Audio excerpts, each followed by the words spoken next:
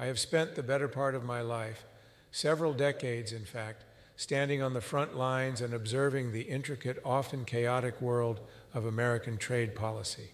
I honestly believed that after all this time, I had witnessed every possible scenario, every triumph, and every blunder imaginable. But the recent catastrophe involving aluminum, this absolute disaster of a situation with our neighbors in Canada, was a massive wake-up call that forced me to pause and reflect.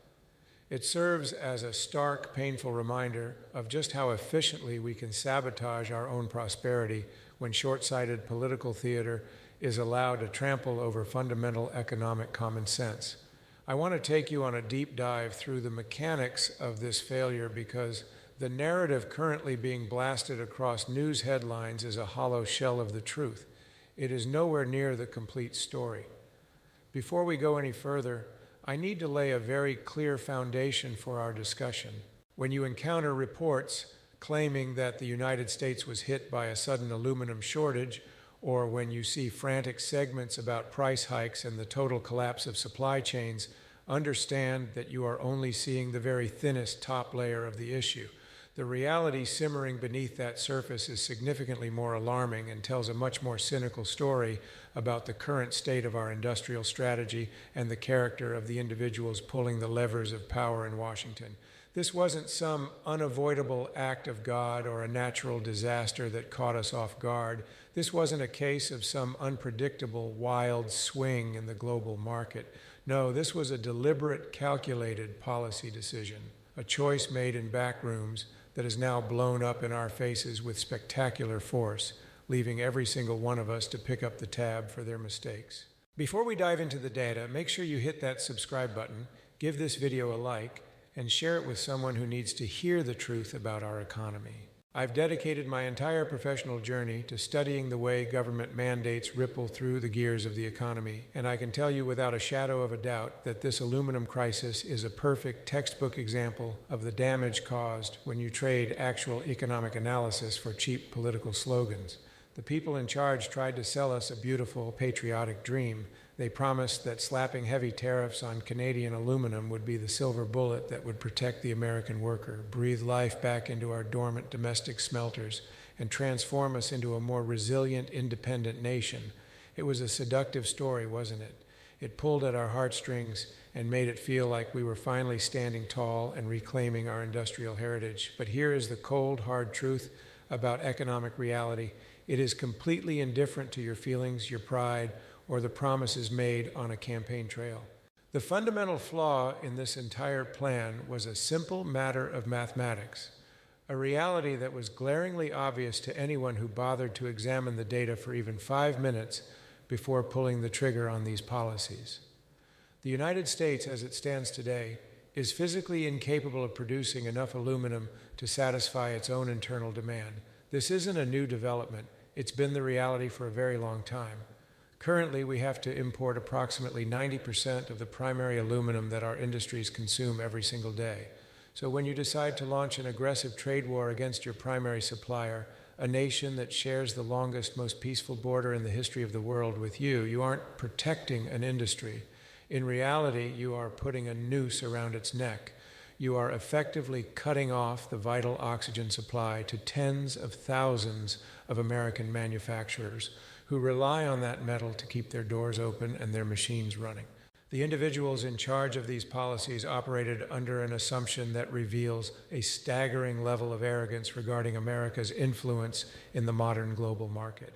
They genuinely believed that Canada would just sit there, quietly absorb these massive new costs and continue selling to us because they had no other options. The thinking in Washington was that we held every high card in the deck. They convinced themselves that Canada needed our business far more than we needed their resources. They were wrong. They were wrong in the most public, embarrassing, and catastrophic way possible. Canada didn't just roll over.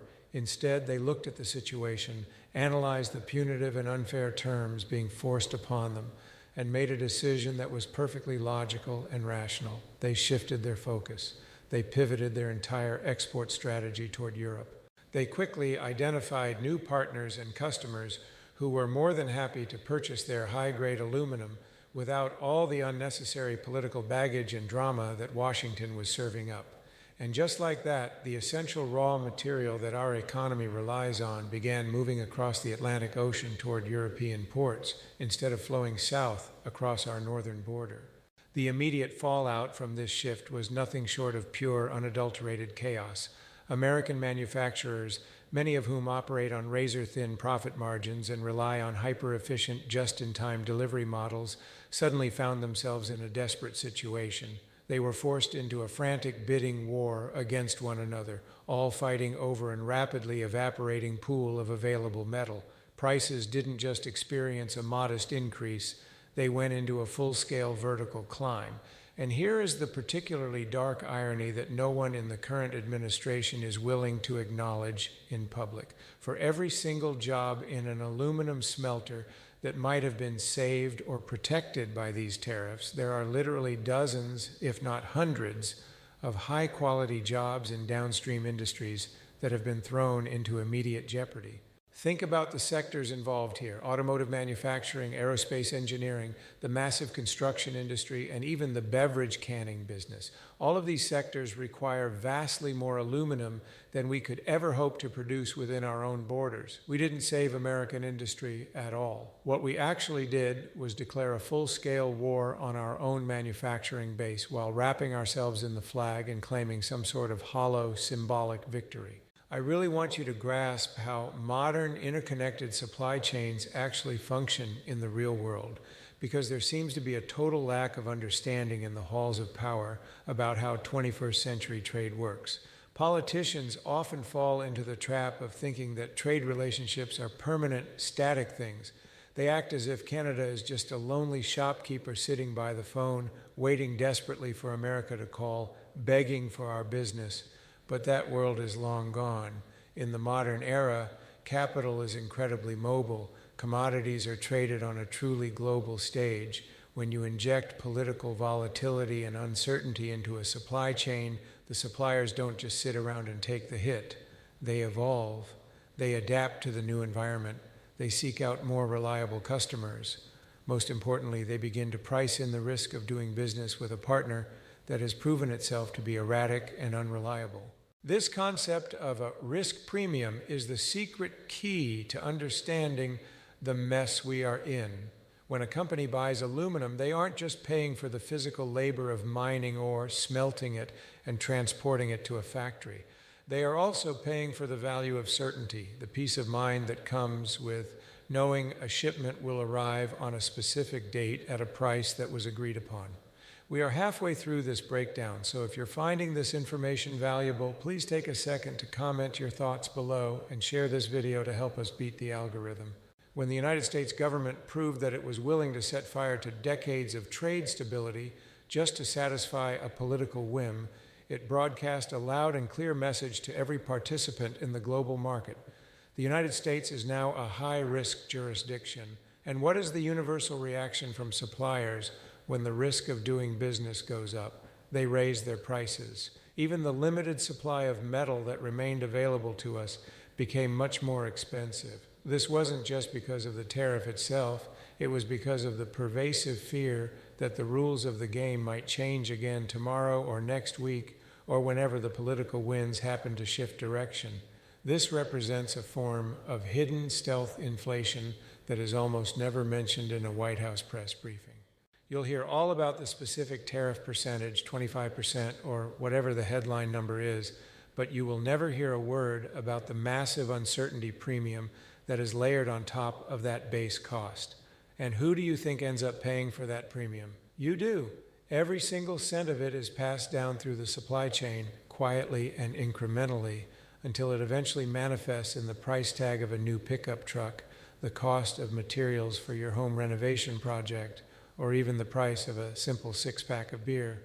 The companies at the center of this have zero choice in the matter.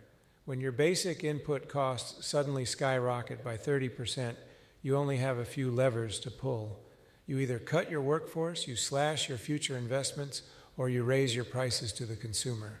In almost every case, businesses are forced to do all three at once. That is the harsh reality that hardworking Americans are living through, even as politicians continue to pat themselves on the back for being tough on trade. The way Canada rerouted its entire export business to Europe is a perfect shining example of how rigid, old-school political thinking fails miserably in a fluid, fast-moving economic world. The arrogance in Washington was built on the belief that we are the indispensable customer, the idea that the entire world is so desperate for access to the American consumer market that they will tolerate whatever abusive terms we choose to dictate. Perhaps that was a true statement half a century ago, but it is a fantasy today. Europe is hungry for aluminum. Asia is hungry for aluminum. The global economy has become far more integrated and competitive than our leaders seem capable of understanding. If we choose to make it prohibitively expensive and frustratingly difficult to do business here, the metal will simply flow to where it is treated better. It is that simple. What truly keeps me up at night, however, are the long-term structural consequences of these mistakes. Once these new trade pathways and relationships are established, they are sticky. They don't just disappear. If a Canadian smelter signs a long-term 5-year supply contract with a German car manufacturer, they aren't going to just tear up that legal agreement next year simply because Washington decided to change its mind. We have essentially pushed our most loyal and reliable trading partner directly into the waiting arms of our global economic rivals. We are actively helping Europe and Asia expand their industrial strength while we are simultaneously starving our own factories of the resources they need to survive. That isn't a show of strength. It is a form of slow-motion self-sabotage, cleverly disguised as patriotic rhetoric. I have to keep circling back to this point because it is the most vital part of the story. This was not an accident. This wasn't some unforeseen black swan event or a natural disaster beyond our control. This was a conscious policy choice made by individuals who either fundamentally failed to understand basic economics or simply didn't care about the consequences. They chose to prioritize a narrow, nostalgic, and frankly outdated vision of what American industry looks like. They were picturing the smoke-belching factories of the 1950s instead of acknowledging the reality of 21st century economic interdependence. We live in a world where components and raw materials might cross international borders half a dozen times before a finished product ever lands on your porch. Trying to cut those deep, complex connections with a blunt instrument like a broad tariff is like trying to perform delicate heart surgery with a rusty chainsaw. You might technically hit the target, but the collateral damage to the patient is going to be absolutely catastrophic. To make matters worse, we even depleted our own strategic reserves to try and patch over the holes we created.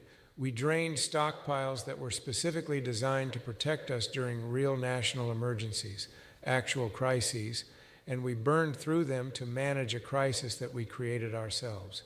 We have made ourselves significantly more vulnerable to real supply shocks in the future. If a genuine emergency happens tomorrow, a major natural disaster or a legitimate threat to national security, we now have much less capacity to react because we wasted our safety net fighting a senseless trade war with our best friend. When you look at it clearly, the level of incompetence is honestly staggering. Let's move away from the high-level talk of international policy and look at something more human and concrete. I want you to imagine that you are the owner of a medium-sized manufacturing company based in Ohio. You specialize in making high-quality parts for household appliances, like the drums for washing machines or the shelving for refrigerators. You already operate on incredibly thin margins because you are constantly in a price war with massive factories in Mexico and China. You've spent years working your tail off to keep your overhead low, to keep your workers' families fed, and to remain a player in a very unforgiving global market. Then you wake up one Tuesday morning and find out that the cost of your primary raw material has spiked by 25% overnight. To make a bad situation even worse, your supplier calls you to say they can't even guarantee you'll get your shipment next month because the aluminum you usually buy from Canada has been redirected to a buyer in Europe. What is your move? You can't just swallow a 25% cost increase. Your margins are already too thin for that. You can't just buy American on a whim because the domestic suppliers are already at maximum capacity and have been sold out for months. They don't have the ability to suddenly handle your order. You are trapped. Maybe you're forced to cancel the factory expansion you've been planning for 2 years, the one that would have brought 30 new good-paying jobs to your local community. Maybe you have to cut the second shift and send people home. Maybe you have to break the news to your biggest client that you can't deliver their parts on time, and as a result, they start looking for a new partner in another country. This is exactly how a policy that is sold to the public as a job saver ends up being a job killer. It creates a massive wave of uncertainty that freezes business investment and chokes off economic growth. The irony of the situation is so thick and heavy, you could practically feel it. The stated mission was to make the United States of America a stronger, more self-reliant nation, but the actual measurable result was a public demonstration of our dependence and a weakening of our ability to compete. We proved to the rest of the world that we are an inconsistent and unreliable partner, that our contracts and our international agreements aren't worth the paper they're printed on once the political winds shift. We showed our own domestic industries that their government has no real grasp of the basic math that keeps their businesses solvent. And we showed our allies that 70 years of friendship and cooperation can be tossed in the trash because of a single tweet or a snappy line at a campaign rally. I've been wrestling with the question of why we keep doing this to ourselves. Why do we keep falling for these same oversimplified stories about trade when the evidence of their failure is literally everywhere we look? I think I finally have the answer. The narrative of the protective tariff is very emotionally satisfying to the human brain. It feels like taking action. It feels like we are finally throwing a punch back at the global forces that have caused pain to American workers over the years. It's a story that resonates deep within us because we all want to see our hometowns thriving and our factories busy. However, economic systems are not powered by emotional satisfaction or good intentions. They are powered by incentives, by supply, and by demand. When you try to distort those fundamental laws with poorly thought out interventions, you get exactly what we are seeing now: shortages, rampant inflation, and a global strategic realignment that leaves the United States standing on the outside looking in at a party we used to host. Before we get to the final conclusion, please remember to hit that like button one last time and share this video. It really helps us keep making this content. Now, we need to have a serious conversation about who is actually winning in this scenario, because in any moment of economic chaos, there is always someone standing there with a bucket ready to catch all the wealth that is leaking out of the system. You might be under the impression that when the government taxes an import, all of that extra cash goes straight into the federal treasury to pay for things like highways, bridges, or schools. That is certainly the image they want you to have, but the truth is far more cynical. When the price of imported aluminum is artificially inflated by a tariff, the domestic producers in the U.S. don't keep their prices low out of some sense of patriotic duty. They aren't running nonprofit organizations. They look at the market, see that their international competitors have been forced to raise their prices, and they immediately hike their own prices to match. They essentially hide under the price umbrella created by the tariff. This means that even if an American manufacturer tries to do the right thing and buys 100% American-made aluminum, they are still stuck paying that inflated artificial price. The crucial difference is that this extra money doesn't go to the government for the public good. It flows directly into the private profit margins of a few massive domestic smelting companies. Economists have a specific name for this. They call it a windfall. This is income that isn't earned through hard work, better innovation, or creating a superior product. It is income generated purely through political lobbying and backroom maneuvering. The domestic aluminum industry saw their profits go through the roof, not because they built more efficient factories, but because the government rigged the game in their favor. And what did they do with those massive windfall profits? Did they build the huge new factories we were promised would make us self-sufficient? Of course not. They did what any rational corporation would do. They paid out dividends to shareholders, they launched massive stock buyback programs, and they padded their executive bonuses. They knew this artificial protection wouldn't last forever, so the smart business move was to harvest as much cash as possible right now, rather than sinking billions into long-term projects that take a decade to pay off. What we actually witnessed was one of the largest transfers of wealth in recent history. moving money from the thousands of American companies that use aluminum and handing it to the tiny elite handful of companies that produce it. It is vital that you understand the sheer scale of this imbalance. We are talking about a few dozen facilities effectively being given the power to dictate terms to tens of thousands of manufacturers. These downstream companies, the ones building the cars, the airplanes, the skyscrapers, and the food packaging, are the people who employ millions of American citizens. They are the actual backbone of our real productive economy. When their costs are forcibly spiked because of a decision made in an air-conditioned office in D.C., they are left with no good options. They can try to absorb the cost, which means they have less money for employee raises, new equipment, or hiring, or they can pass those costs on to you, the consumer. In the real world, they usually have to do a bit of both. This brings us to the ultimate question: how does such a clearly harmful policy actually become the law of the land? It happens because of a concept known as concentrated benefits and dispersed costs. The people who benefit from the tariff are a small, highly organized group with massive amounts of money and a single-minded focus. They can afford the most expensive lobbyists money can buy. They can fund the political campaigns of the people who make the laws. For them, this policy is a matter of life and death, so it is worth spending $10 million on lobbying if it secures them $1 billion in profit. On the other side, the costs are spread out so thinly that no one person feels enough pain to start a revolution.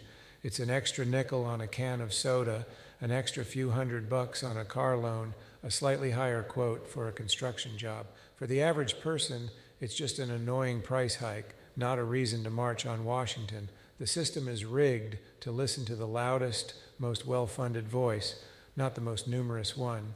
The aluminum lobby took their desire for more profit and wrapped it in the American flag, claiming it was a matter of national security.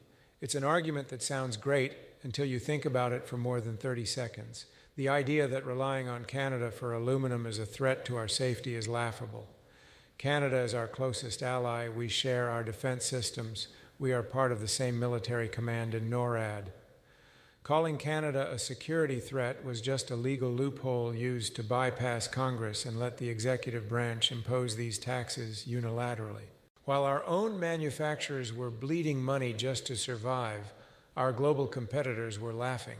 Factories in Europe and Asia were buying that same Canadian aluminum at the normal lower market price that we were too proud to pay. This gave them an instant advantage. If you are building car parts in Germany and your materials cost 20% less than the guy in Michigan, you are going to win that contract every single time. It's just basic math. By trying to protect a tiny group of producers, we essentially gave a massive subsidy to every foreign company that competes with our own factories. We gave the rest of the world a discount on the materials they need to beat us. This leads to a slow, painful hollowing out of our industrial base. You don't see it all at once. It's a gradual erosion.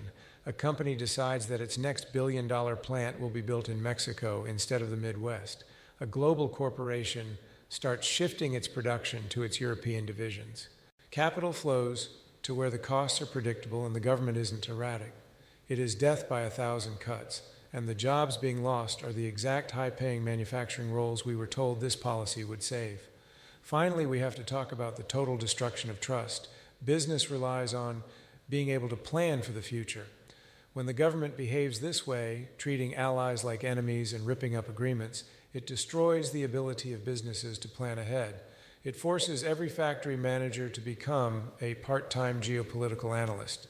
A person running a canning plant shouldn't have to check the diplomatic temperature between D.C. and Ottawa just to know if they can afford to run their machines next week. But that is the high-stress, volatile world we have created. We have injected political chaos into the very foundation of our economy, and once that genie is out of the bottle, you can't just put it back. Even if every tariff was ended today, the memory of that shock will remain. Companies will always be looking over their shoulder now, hedging against the next political mood swing. They will build their systems to be less dependent on us. We claimed we were building resilience, but real resilience comes from having many friends and many options, not from being alone and hostile. We didn't make America stronger. We made us more fragile by removing the shock absorbers from our economy. We replaced a flexible global network with a rigid, narrow bottleneck that broke the moment things got tough. We incentivized mediocrity and rewarded companies for being politically connected rather than being innovative. We spent the wealth of the American people trying to force the economy of 1950 back into existence, while the rest of the world was busy building the economy of 2050. Now we are left wondering why prices are high and why the promised industrial rebirth never happened. The answer is right in front of us if we are finally willing to look.